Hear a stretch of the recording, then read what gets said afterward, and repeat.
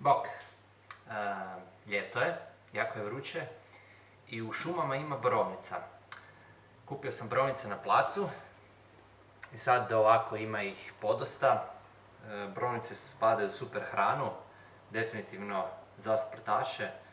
Trebalo bi ih jest skoro svakodnevno, barem jednoj dozi recimo šake, za slabokrvno, za željezo, za sve B vitamine, kompletno jedan spektar minerala i vitamina, idealan za sezonu natjecanja.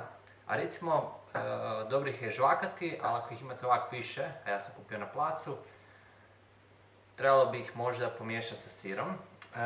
Tako da, ja sam recimo nabavio svježi kozji sir, kojeg sam zapravo ocijedio od sirotke.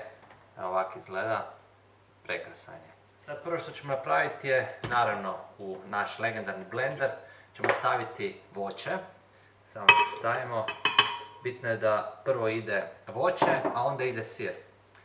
I to recimo, evo, cijela ovakva gromada može otići, otprilike nekih pola kile sira. Čim odsjeđeniji, to bolje, jer će mu zapravo borovnice dati onu mekoću, a sir će upiti u vodu, naš jedan predivan obrok. Pa ako dodamo agavin sirup, koji je recimo isto dobar izvor B kompleksa, on je potpuno prirodan proizvod, on će dati jednu slatkoću, tako da se to može kombinirati zapravo kao obrok i kao desert ili samostalan. Prije ili poslije treninga, ja ga obožavam poslije. Evo, sad ću to prvo zamiksat, zašejkat ću. Gram za led je idealan. Sada ću na kraju dodati agavin sirup. Recimo otprilike 5 velikih žlica.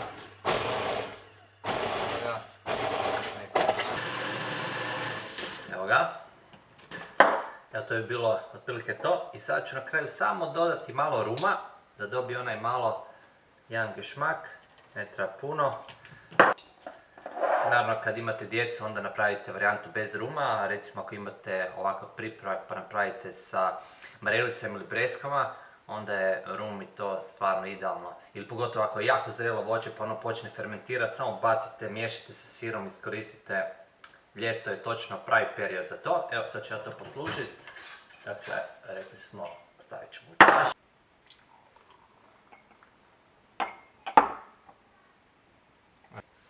I sad ću ostaviti ovo u frižideru da odstoji barem sat, dva i onda će zapravo se opet malo skuriti i imat ćete konzistenciju otprilike kao jedan jogurt. Broj 1.